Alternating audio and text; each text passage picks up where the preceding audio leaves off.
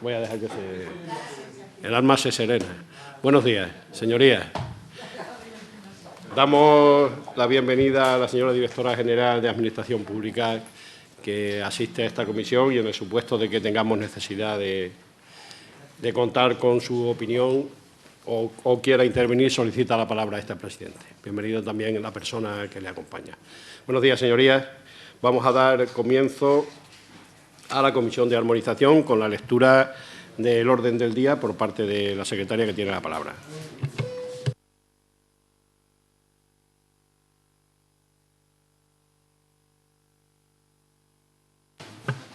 Perdón. Buenos días a todos y a todas. El punto único del orden del día de la reunión de la Comisión de Armonización de hoy, día 6 de febrero de 2014, es la armonización del texto de la Ley de Regulación del Estatuto de los Cargos Públicos del Gobierno y de la Comunidad Autónoma de Extremadura.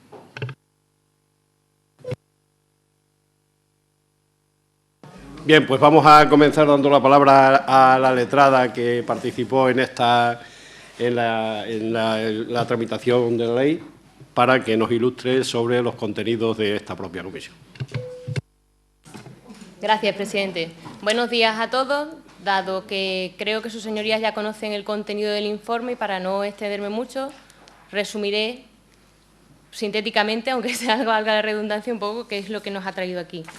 Pues bien, como se dice en el informe de los servicios jurídicos, hay algunas modificaciones con respecto al texto de ley surgidas tras la aprobación de las enmiendas en el Pleno que sí han sido incorporadas, es decir, todas aquellas referidas a reordenación de artículos, correcciones de remisiones normativas y ese tipo de cositas sí. Pero si llegamos a un punto en el que resulta ineludible realizar una modificación en el texto donde hay que interpretar cuál ha sido la voluntad del legislador, en este caso resulta obvio que tiene que ser la Comisión de Armonización y posteriormente el Pleno el que decida si es cierto o no que existen estas contradicciones y cómo se pueden corregir. ¿De acuerdo? Entonces, principalmente en el informe se señalan dos contradicciones o incongruencias, digamos, una redacción oscura o que puede ser un poco contradictoria. La primera sería entre los artículos 2E y 3H, según ya la numeración definitiva del texto. En este caso, el artículo 2E se introdujo mediante enmienda en el Pleno y se regula el ámbito de aplicación de la norma. Y en el artículo 3, que formaba parte del texto original, se realiza una serie de definiciones que ayudan a entender qué personas están incluidas en el ámbito de aplicación de la norma. Pues bien, en el apartado 2E, que es el referido a cuál es el personal eventual que está incluido en el ámbito de aplicación de la norma, se alude a, además de jefes o directores de gabinete, como aparece denominado diferente en los dos artículos a los que he hecho referencia, se dice también que se incluirían a aquel personal. Lo voy a leer textualmente para que quede más claro. Dice que en el artículo 2, que incluye en el ámbito de aplicación directores de gabinete del presidente y demás miembros del Gobierno de Extremadura, hasta ahí de acuerdo, sin ningún problema, porque no entra en contradicción con la definición que hace el artículo 3H, pero a partir de aquí, cuando se dice resto de los titulares de puestos eventuales y de libre designación del presidente o de los consejeros que desempeñan funciones vinculadas a la toma de decisiones de la acción de gobierno. Pues bien, ¿cuál es ese personal eventual que desempeña funciones públicas a la toma de decisiones de la acción de gobierno? Nuevamente, el artículo 3H dice que son las personas que ocupen aquellos puestos de naturaleza eventual que asuman la jefatura de los gabinetes del presidente, hasta ahí sin problema, del resto de los miembros del Consejo de Gobierno sin problema, y además añade, y en todo caso, aquellas que ocupen puestos de naturaleza eventual asimilados al máximo nivel funcionarial. Evidentemente, aquí no distingue si estas personas son eventuales de consejeros y de miembros de lo que es el Consejo de Gobierno en general, o bien también incluiría cualquier otro personal eventual, por ejemplo, de secretarios generales o directores generales.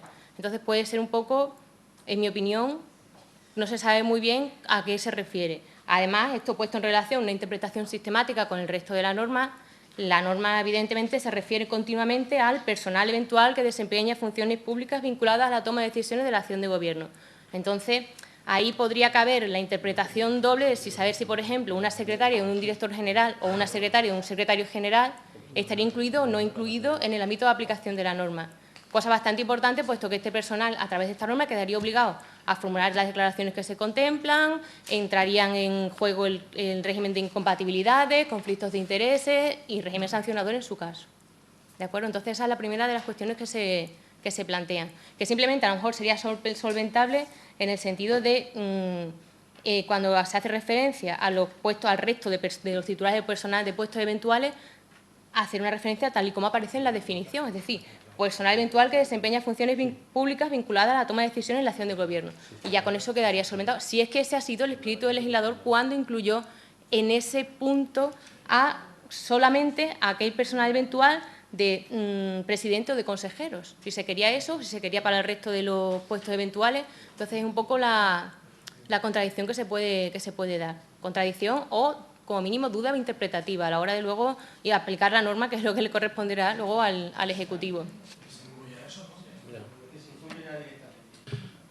A ver, vamos a ordenarnos un poquito. ¿Ha terminado, señora? De esa parte sí, me falta la segunda parte, pero como quieran. Vamos paso a paso, porque aquí el método analítico sintético funciona muy bien, porque como somos la mayoría legos en esto, hombre, hay algún ilustre letrado, pero hay otros que no sabemos. Vamos pasito a paso, ¿vale? De menor a mayor tienen la palabra los grupos si quieren intervenir, y si están de acuerdo, pues dicen que están de acuerdo. Pues yo creo que las explicaciones de la letrada han sido claras y, vamos, por mi parte estoy de acuerdo de que se haga como está ya diciendo, que se incluya como la letrada ha estado manifestando ahora mismo. Señor Casco. Sí, yo también estoy de acuerdo con esa modificación. Señor Escribano. Sí, yo creo que la solución es clara. En el artículo 3, me parece, ¿no? El artículo 3H, teóricamente habría que suprimir la última parte que dice y en todo caso aquellas que ocupen puestos de naturaleza eventual asimilados al máximo nivel funcionarial, porque la intención de la enmienda era evidentemente referirse a personal eventual, al citarlo como libre designación o al contrario, al revés, pero referido a lo que era a la presidencia y al Consejo de Gobierno de la Junta de Extremadura. Señor Cantero, cuando quiera puede intervenir. Pues sí, plenamente de acuerdo. Estamos hablando que a mayor abundamiento lo que se hace es explícitamente hacernos eco de lo que decía anteriormente la norma y, por lo tanto, no está de más, sino todo lo contrario, el clarificarlo de esa forma. Sí, señora Letrada. Sí, simplemente precisar una cosa. La inclusión del 2E es más restrictivo que el 3H. Sí. Vale, la norma original era menos restrictiva, quiero decir. Era menos restrictiva. Con la enmienda se restringe solo al personal eventual de consejeros y presidentes. A ver, los grupos otra vez. Está pidiendo la palabra el señor Casco. Cualquiera puede pedirla e inmediatamente considera que la tiene, ¿vale?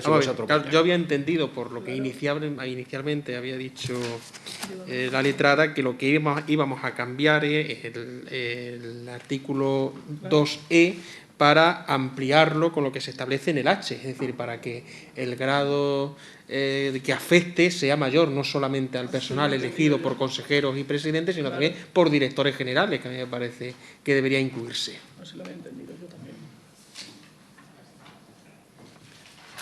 Bueno, si alguien más quiere dar su opinión, el señor Casco dice lo contrario de lo que yo había entendido que decían los dos grupos mayoritarios. Claro, no, lo que inicialmente se decía por parte de la letrada. Yo he entendido eso, lo que ha dicho la letrada. Claro.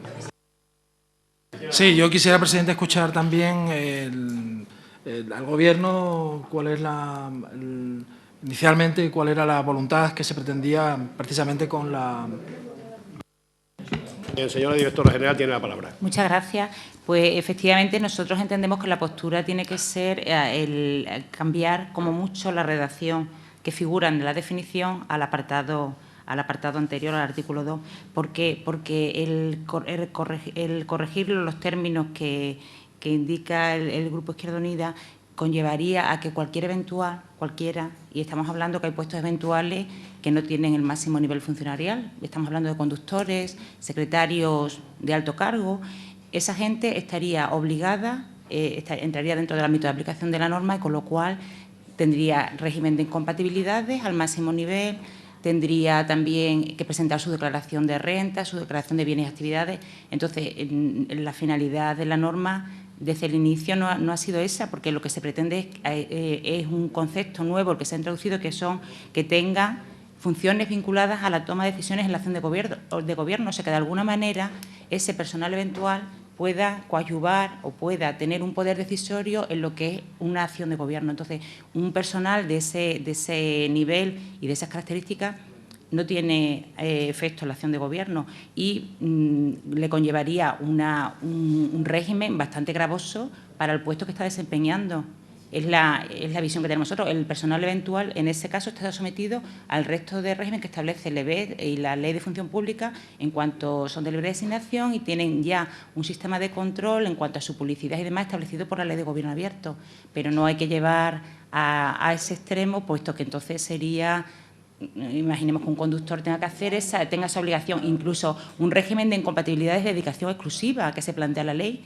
Ni siquiera eso es posible para alguien que tenga, por ejemplo, un funcionario normal que tiene un sueldo a lo mejor superior a un conductor y se le permite compatibilizar la actividad pública con la privada. Entonces, en este caso ya es que sería imposible todas esas actividades para ese tipo de personal. Entonces, por eso se ha vinculado a un máximo nivel funcionarial o a la vinculación a la toma de decisiones. Entonces, sí que entendemos que se salvaría un poco la redacción del artículo si lo reconducimos a lo que es la definición del apartado H. Muy bien, señora directora general. Bueno, voy a dar un turno a cada uno de los grupos para que se pronuncien y pasamos a votación. El grupo mixto, si tiene interés en... Sí, perdón, señor presidente. Hombre, escuchas al Gobierno y desde mi punto de vista, pues ponía el ejemplo de los conductores y yo creo, perdonen, pero yo creo que si está como cargo designado por el Gobierno tendría que tener también incompatibilidades como los demás funcionarios. Usted estaba haciendo la comparativa esa con los conductores. Yo me mantengo en la primera posición que manifesté. Yo creo que además la letrada lo ha dejado claro. Me mantengo, además coincido con el señor Cascos que tendríamos que dejarlo con el artículo 2E desde mi punto de vista. Pero porque antes el señor Escribano decía solo quitar la última frase, ¿no? La última frase del artículo 3H. Decía para, si no le he escuchado mal, señor, yo me mantengo y sigo manteniendo mi primera postura porque después de escuchar al Gobierno creo que las explicaciones de la letrada han sido claras desde el principio. Esta diputada lo ha entendido así, por lo tanto me manifiesto y sigo manteniendo la misma postura que al principio. Señor Casco, si quiere... Vamos a ver, es que aquí ha habido al final 3 interpretaciones, con lo cual habrá que aclararse. Yo he entendido, en principio, y supongo que la letrada no lo corregirá, que la intención era el artículo H, donde añade aquellas que ocupen puestos de naturaleza eventual asimilados al máximo nivel funcionarial, llevarlo al artículo E, incluirlo dentro del artículo E. Es decir, el personal eventual y de libre designación de presidente y de consejero y aquellas personas, aquellos que ocupen puestos de naturaleza eventual asimilados al máximo nivel funcionarial. Si eso es así, yo estaría a favor de esa modificación. Grupo Socialista, señor... Yo creo que nos estamos liando un poco. La letrada no ha planteado nada. Ha planteado que hay que corregir la incongruencia, pero la letrada no ha planteado nada. Somos nosotros los que tenemos que decidir cómo corregimos... No, es mi opinión. La señora letrada no ha planteado ninguna propuesta de modificación. Dice que el 2E o el 3H hay que armonizarlo. Estoy de acuerdo con lo que dice, lo que hemos planteado y lo que decía el Gobierno ahora.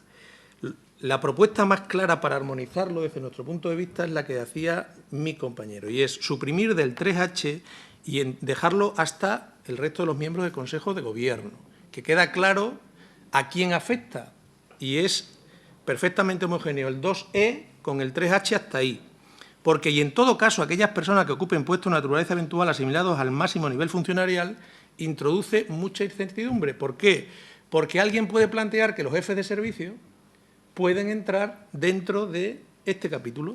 Entonces, para que no entren los jefes de servicios porque tienen otro régimen absolutamente distinto al que queremos regular aquí, habría que suprimir del 3H y, en todo caso, aquellas que ocupen puestos de naturaleza eventual asimilados al nivel máximo funcionarial. Y dejar claro que nos estamos refiriendo a la primera parte solamente, que son aquellas personas que desempeñan funciones públicas vinculadas a la toma de decisión de la acción de gobierno, las que ocupan puestos de naturaleza eventual, que asuman la jefatura de los jefes de gabinetes del presidente y del resto de los miembros del Consejo de Gobierno. Señor Cantero. Sí, gracias, señor presidente. Yo recuerdo cuando se debatía y hablábamos de esta ley sobre las definiciones. Yo recuerdo que hubo debate sobre si se debía o no se debía dejar claro a través de las definiciones, concretamente el artículo 3, todo su contenido. Y yo recuerdo que este grupo parlamentario recordaba que, bueno, que en toda norma, que en toda ley debe haber un capítulo, un artículo donde esas definiciones sean claras y, como en este caso, definan, excluyan o incluyan. Cuando hablamos, y la sensación que este grupo parlamentario, desde luego, quiere trasladar a esta comisión, a este foro, es que estamos hablando de personas asimiladas, de personal eventual asimilado con ese grado de representación, de responsabilidad, pero estamos hablando de personal eventual que alcancen el nivel 30 o superior. Un jefe de servicio no alcanza el nivel 30, un jefe de servicio alcanza el nivel 28. Por lo tanto, no estaríamos, hablando concretamente de ese sector. Con independencia, yo creo que queda claro el H cuando nos habla, y en todo caso, aquellas que ocupen puestos de naturaleza eventual asimilados al máximo nivel funcionarial. Es decir, debemos dejar claro, yo entiendo que la voluntad del Gobierno, que así la ha reflejado aquí también en esta comisión y que desde luego este grupo parlamentario comparte, es que los conductores o los secretarios no tienen esa capacidad de entenderse como personal eventual asimilado, que tengan el máximo nivel funcionarial y que además ejerzan o asuman obligaciones o funciones que tengan que ver con las decisiones del Gobierno. Yo creo que ese no es el objeto o la voluntad, el espíritu del legislador. Por lo tanto, no podemos entender, señor presidente, que no se incluya o que no se deje claro que no estamos hablando precisamente de ese personal eventual al que se está haciendo referencia. Cuando hablamos de personal eventual asimilados al máximo nivel funcionarial, entendemos que no se puede amparar ni, por ejemplo, como se ha puesto aquí encima de la mesa, a conductores o a secretarios. Y eso hay que dejarlo claro. Por lo tanto, hay que dejar claro lo de alto nivel funcionarial. Bien, yo no sé si hay... perdón, el Gobierno tiene la palabra, señora directora general. Estoy pensando que quizás sería conveniente que leyéramos la letra E y pongamos un supuesto de lo que está diciendo para que todos veamos claramente qué grupo es el que está en cada sitio y luego veamos las consecuencias que se derivan de la redacción. Si nos centramos en la letra E, cuando dice a los directores de los gabinetes del presidente, todos tenemos claro quiénes son. Y tenemos claro que están en el máximo nivel funcionarial, que tienen funciones de toma de decisión y que pueden coadyuvar a la acción del Gobierno. Cuando decimos, y los demás miembros del Gobierno de Extremadura, el Gobierno de Extremadura son los que son consejeros y presidente, con lo cual, si un consejero tiene un gabinete, ese gabinete de ese miembro estará también lógico en el sistema, puesto que estamos pensando en gente que toma decisiones o que coadyuva esa decisión. Pero luego decimos, y el resto de los titulares de puestos eventuales. Aquí, el resto de titulares de puestos eventuales, los jefes de servicio no están. Los eventuales, según el Estatuto Básico del Empleado Público, nuestra Ley de Función Pública, son personas que desempeñan solo funciones de asesoramiento. Nunca tienen funciones ejecutivas. Un jefe de servicio tiene funciones ejecutivas y, además, tal y como está diseñado nuestro sistema de función pública, tienen que ser funcionarios. Lo que pasa es que su procedimiento es por libre designación, pero nunca puede ser eventual. Un funcionario es distinto de un eventual. Con lo cual, aquí, al decir, y el resto de los titulares de puestos eventuales, nos estamos refiriendo al global, a todos los eventuales que tenemos ahora mismo en la comunidad autónoma. Y de libre designación del presidente o de los consejeros. Estamos en el mismo supuesto. Libre designación del presidente, consejero y eventuales, volvemos a entrar a todo, con lo cual tenemos conductores y todo el resto de personal eventual que le he comentado. Y luego decimos que desempeñan funciones vinculadas a la toma de decisiones de acción de Gobierno, con lo cual ya ahí estamos entrando en una línea interpretativa. ¿Un secretario de un alto cargo toma funciones vinculadas? No, pero ya habría que explicarlo. Entonces, estamos creando un poco de inseguridad jurídica. Si nos vamos luego a quitar en la letra H, en todo caso, aquellos puestos de naturaleza eventual asimilados al máximo nivel funcionarial, estamos eliminando aquellos puestos que tengan ese nivel funcionarial y que no sean jefes de gabinete, porque sabemos todos que en la relación de puestos de eventual hay eventuales que por su especial naturaleza o dedicación tienen un nivel alto. Entonces, esas personas, aunque no coadyuven en el tema de las decisiones, de toma de decisiones de gobierno, sí que tienen unas retribuciones que obligan a una especial dedicación y a una especial prestación de servicio público que le está condicionando a unas determinadas obligaciones en el desempeño de su puesto. Entonces, es por eso, esos son los criterios determinantes, porque yo creo que aquí en el H se vuelven a incluir claramente puestos de naturaleza eventual que asuman la jefatura de gabinete de todo o el presidente o el resto de miembros del Consejo de Gobierno y, además, todos que ocupen puestos de naturaleza eventual asimilados al máximo nivel funcionarial, con lo cual parece que los que están en el más alto nivel y tienen mayores responsabilidades, mayor sueldo y mayor dedicación al servicio público son los que debe afectar la ley de incompatibilidades y el régimen de cargos públicos, porque si no vamos a ser demasiado estrictos en el ámbito de aplicación y vamos a exigir a esas personas unas obligaciones que no van acompañadas a las funciones que tienen. Es el espíritu un poco de la ley. Señor Casco. Yo creo que para ir avanzando en este artículo habría que hacer ya propuestas concretas exactamente cómo queremos que se cambie. Yo hago la siguiente. Artículo E.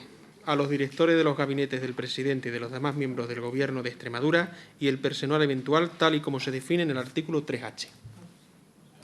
Ya está. Bien, tenemos una propuesta. ¿Algún grupo más quiere hacer propuesta? Porque efectivamente estamos ya en el tiempo de las propuestas y votamos. Sí, señor presidente. Yo, por compartir lo que ha manifestado el Grupo Izquierda. También de acuerdo con lo que ha planteado Izquierda Unida. Grupo Socialista. Seguimos manifestándonos como al principio. El artículo 2E es el que es y el artículo H nos parece perfecto, pero sigue sobrando porque si no nos generará al final...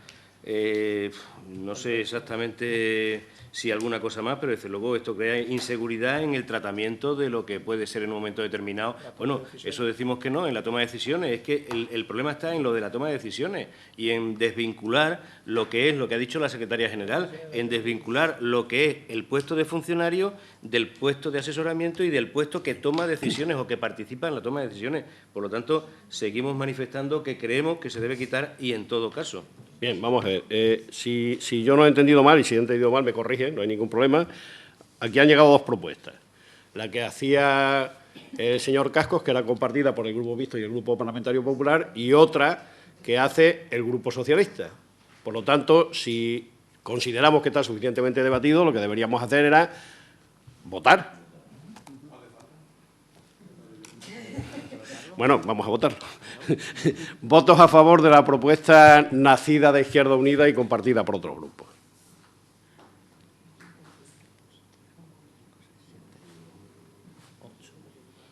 8. ¿Votos a favor de la propuesta del Grupo Parlamentario Socialista? 5. Bueno, la primera propuesta tiene 8 votos, la segunda tiene 5, evidentemente. La propuesta es la primera, ¿de acuerdo? Bien, pues con este sistema que hemos establecido y que nos permite avanzar, la letrada tiene la palabra y continuamos con la comisión. Gracias, señor presidente. Bueno, pues aclarado el primer punto, en el segundo punto del informe se alude a una eventual, digamos, incongruencia en el supuesto de que se quiera entender que las retribuciones que se regulan en uno y en otro artículo tienen el mismo objeto o no. Me explico. El artículo 16, actual 16, según la numeración después de las enmiendas incluidas en pleno, regula la responsabilidad por la gestión y evaluación de los resultados del personal directivo. Pues bien, en este artículo, que es el que se introdujo por enmienda, se regula el régimen por el que el personal directivo de la comunidad autónoma estará sometido a una evaluación de resultados en su gestión. Hasta ahí bien. Y luego continúa diciendo que cuando a ese personal se le nombre en el acuerdo de nombramiento, se le establecerá se podrá establecer un sistema de incentivo, es decir, un sistema de incentivo que será un complemento vinculado a los resultados que se obtenga. Es decir, en función de los resultados de la evaluación que se haga, pues se incluirá un complemento o no en sus retribuciones. Bien, esto hay que poner en relación con el artículo 17, que el artículo 17 pertenece al texto original y en este artículo se regulan, mejor dicho, cuáles son todas las retribuciones del personal directivo. En este caso, Si se fijan, sus señorías, el primer apartado del artículo 17 y el primer apartado del artículo 16, hay una primera parte, una introducción que es exactamente igual para los dos. En un caso dice el personal directivo y en el caso del 16 los titulares de los órganos directivos. Dice, estará sujeto a evaluación con arreglo a los criterios de eficacia y eficiencia, responsabilidad por su gestión y control de resultados en relación con los objetivos que le hayan sido fijados. Hasta ahí, si se dan cuenta, son prácticamente iguales los dos apartados. O sea, uno de los dos, por congruencia, por técnica legislativa, alguno de los dos tendría que desaparecer. Sería lo correcto. A partir de ahí, ¿qué dice el artículo 17? Dice, para ello, o sea, para fijar este sistema de evaluación, digamos, la norma de creación o los estatutos, es decir, la norma que creen las entidades o bien los organismos donde luego desempeñen sus funciones ese personal directivo, será donde se fije un porcentaje de sus retribuciones que estará vinculado a los resultados de la evaluación. Hasta ahí. Bueno, pues si ahora nos vamos al artículo 16.3, dice que en el acuerdo de nombramiento, que no es lo mismo que la norma de creación o los estatutos de la entidad, se podrá, con carácter facultativo, es decir, se podrá establecer un sistema de incentivo por los resultados obtenidos en la gestión, pudiendo incorporarse un sistema de retribuciones variables a través de un complemento de cumplimiento de objetivos. Hasta ahí ya vemos que hay dos complementos o dos retribuciones, dos tipos de retribuciones, digamos, que van ligadas a los resultados que se obtenga por esa persona, por ese personal directivo, en el desarrollo de sus funciones. Sigo leyendo. Sigue diciendo el artículo 17. También la competencia, es decir, la competencia y el procedimiento para llevar a cabo dicha evaluación se establecerá en los estatutos o la norma de creación de la entidad. Si bien ahora vemos el artículo 16.2, ya nos dice quién será la persona encargada de realizar esa evaluación y nos dice que será la evaluación de sus resultados podrá ser llevada a cabo por la persona superior en la jerarquía y por aquellas personas que, por su posibilidad de observación y constatación, cumplan con los criterios de fiabilidad, objetividad, imparcialidad y evidencia en sus evaluaciones. Y además añade una serie de criterios que condicionarán el procedimiento para llevar a cabo la evaluación de los resultados que obtengan ese personal directivo. Es decir, tenemos dos sistemas de retributivos que parece que tienen el mismo objeto, es decir, un porcentaje de las retribuciones estarán vinculadas a los resultados de una evaluación. En el caso del artículo 16 nos dice qué persona va a llevar a cabo esa evaluación. En el caso del artículo 17 nos dice que será la norma de creación o los estatutos, que recuerdo que en la mayoría de los casos es por ley, quienes fijen el porcentaje de las retribuciones que se vincularán, quién llevará a cabo esa evaluación y cuál será el procedimiento. Y termina el artículo diciendo, el artículo 16.3 establece ya un porcentaje, que no podrá ser en ningún caso superior al 15% del total de retribuciones del puesto de trabajo, excluido en su caso el complemento de carrera profesional. Entonces, tenemos dos sistemas al menos similares, a no ser que se quiera entender que son complementarios, es decir, que el complemento, ¿cómo se denomina? Complemento de cumplimiento de objetivos que regula el artículo 16 no tiene nada que ver con el porcentaje de retribuciones vinculado a los resultados de evaluación que dice, que se regula en el artículo 17. No sé si me he explicado. Hay dos sistemas retributivos vinculados a los resultados del personal directivo. En un caso es optativo, en otro caso es obligatorio, en un caso se regula en las normas de creación, en el otro caso se regula en el acuerdo de nombramiento, es decir, en el contrato o en el nombramiento que designa a esa persona como personal directivo. En un caso también se dice quién es la persona competente para realizar la evaluación, en otro caso se remite a la norma de creación de la entidad. El procedimiento igualmente, en un caso se establece por lo menos unos criterios mínimos para llevar a cabo esa evaluación, en el otro se dice que también se remite a la norma y además el sistema se cierra con la previsión que hace en el artículo 17.4 cuando declara nulo cualquier acto o cualquier cláusula contractual que establezca otras retribuciones distintas o superiores a las que establece el artículo 17. Y distintas y superiores porque el artículo 17 vincula las máximas retribuciones anuales a las que tenga un director general. O sea, nunca podrá superar el personal directivo las retribuciones que tenga un director general anual, o sea, en el cómputo anual. Entonces, o el legislador aquí intenta introducir se ha introducido el sistema original, que era un porcentaje de retribuciones vinculado a los resultados y remitiendo toda esa regulación posterior a lo que son las normas de creación de cada entidad u organismo, o bien el legislador en el artículo 16 ya concreta ese sistema de evaluación y concreta los porcentajes máximos a los que podrá accederse, concreta quién será la persona encargada de llevar a cabo la evaluación y cómo se va a llevar a cabo, o al menos en parte. Entonces, puede entenderse que son o complementarios o que estamos regulando lo mismo o algo similar. Entonces, habría que intentar unificar un poco criterios, o bien, si en el caso de que se considere que son dos supuestos completamente distintos, al menos, por lo menos, al menos en la primera parte de los dos artículos, uno de los dos tendría que desaparecer. Gracias, presidente. Muy bien, señora letrada. Yo no sé si los grupos necesitan que nos ilustren los representantes del Gobierno antes de pronunciarse, y de ser así, pues le daríamos la palabra a la señora directora general. Sí, parece que sí. Pues tiene la palabra. Yo creo que la letrada lo ha explicado perfectamente y completamente de acuerdo con lo que refleja en su informe. Efectivamente, aquí sí que no es salvable ni por la vía de la interpretación, porque se establece en cada uno de los artículos un instrumento distinto de definición.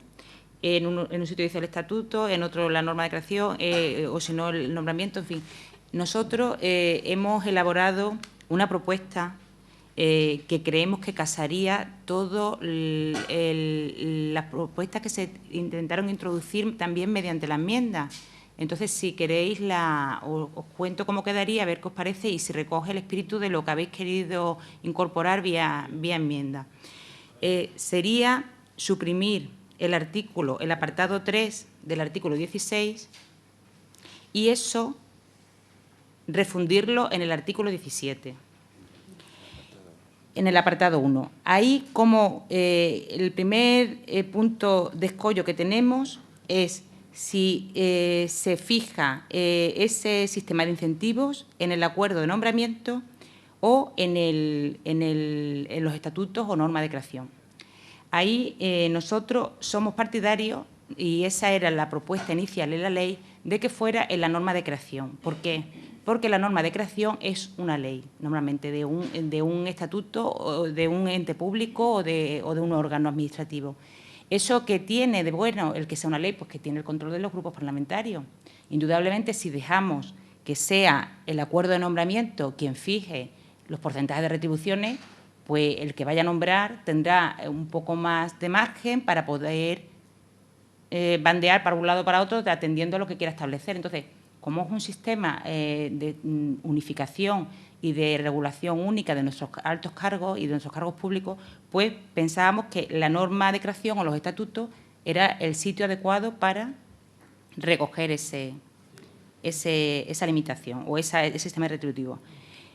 Había otro punto que era si era potestativo o obligatorio. Aquí, como es la Asamblea quien va a tener el poder cuando se cree ese órgano, creemos que lo conveniente es que se ponga podrán, no que establecerán, porque así, cuando llegue la tramitación de la norma a la Asamblea, sea la Asamblea quien decida qué es lo más conveniente. Si se fija por un sistema atendiendo a qué cargo se está creando, si se fija directamente en los estatutos o porque es un puesto que requiere un tipo de retribución vinculada a incentivos, o porque el tipo de cargo que es, pues es una gestión que no es una sociedad, por ejemplo, y que no está vinculada a la consecución de ningún objetivo, con lo cual es una gestión administrativa pura y dura. Con lo cual parece que lo más conveniente es también que se acoja a la figura de podrá. Y como parece que sí que se quería fijar un porcentaje de retribuciones vinculadas a la toma de resultados y que se había establecido un porcentaje mediante enmienda que era del 15%, para ser lo más respetuoso con esa propuesta, pues efectivamente establecemos un porcentaje que hemos dicho que se podrá establecer, pero sí dejamos fijado el porcentaje que podrá alcanzar hasta el 15%, que era tal y como se había planteado en enmienda. Entonces, con esto, quedaría redactado así: la norma de creación o los estatutos de la entidad en la que presta servicios podrán fijar un porcentaje de las retribuciones del personal directivo que esté vinculado a los resultados de la evaluación prevista en el artículo anterior, que ya en el artículo 16 donde se estableció la evaluación. En todo caso, las retribuciones vinculadas a los resultados de la evaluación no podrán ser de cuantía fija ni superar el 15% del total de las retribuciones del puesto. Entonces, esa es la propuesta. Con esto se recogería en el artículo 17, en el punto 1. Entonces, estamos refundiendo en el 17 lo que está actualmente sumado a lo que hay del 3, que es salvable, con esos condicionantes y con esa justificación, porque yo creo que salva el espíritu de la enmienda y también salva la postura de que es lo más garantista por parte de la Asamblea, que tiene el poder para determinar si se fijan ese porcentaje de retribuciones vinculadas a unos resultados. Muchas gracias, señora directora general. Bueno, como la intervención de la señora directora general incluye una propuesta, los grupos se podrán pronunciar sobre ella o, si no, directamente concluimos que es la única propuesta que hay, porque parece que por los gestos de asentimiento goza de amplio respaldo. De modo que los grupos tienen la palabra si quieren utilizarla y, si no, pasamos a votación. Sí, estamos de acuerdo. ¿Podemos votar? Bueno, pues votos a favor de la única propuesta. Perdón. A ver. Perdón. Sí, tiene la palabra. Sí, básicamente la propuesta que nosotros traíamos está de acuerdo con lo que nos ha comentado la secretaria general. Había algunas cuestiones que eran la directora general, secretaria general de la Consejería de Administración Pública, exacto, secretaria general. Estoy un poco constipado, pero todavía atino. Había algunas cuestiones que efectivamente nos preocupaban y que, bueno, que ella las ha dicho por manifestar nuestra intención. En la primera parte que decía el informe, en las conclusiones, en la página número 9, cuando decía el instrumento de definición, pues efectivamente pensamos que se debe fijar en la norma de creación y no como venía en el artículo, en el acuerdo de nombramiento, que es lo que decía nuestra parte del artículo. La segunda cuestión, la previsión de que las retribuciones se establecieran como optativo, pues consideramos que se deben establecer como optativas. El que no superen el 15% nos parece adecuado, al límite del 15%. Órgano competente y que se refleje en la norma, en la consideración del Estatuto. Y, por último, lo de establecer los criterios, pero que son criterios que, como ha manifestado usted, pues han de recogerse en la norma de creación. Lo que sí tenemos es que armonizar, nunca mejor dicho, y sincronizar cómo queda efectivamente la redacción del 1 y del 3 con respecto al artículo 17 y, en todo caso, salvo el artículo 2, los otros dos, si quedan absorbidos por el 17, tendrían que desaparecer. ¿De acuerdo? Gracias. Bueno, pues no hay más palabras. El Grupo Parlamentario Popular no quiere intervenir, de modo que pasaríamos a votar la propuesta, que la damos aprobada por unanimidad. Bien. Señora letrada, ¿ya no hay más? Ya hemos terminado. Bueno, pues felicitar a la comisión por su eficacia y rapidez. Y a la señora letrada y a la señora secretaria general. Que esto se llevará al pleno del próximo. Bueno, irá al próximo pleno, como saben, y allí glosaremos las bondades de su trabajo. Buenos días. Se levanta la sesión.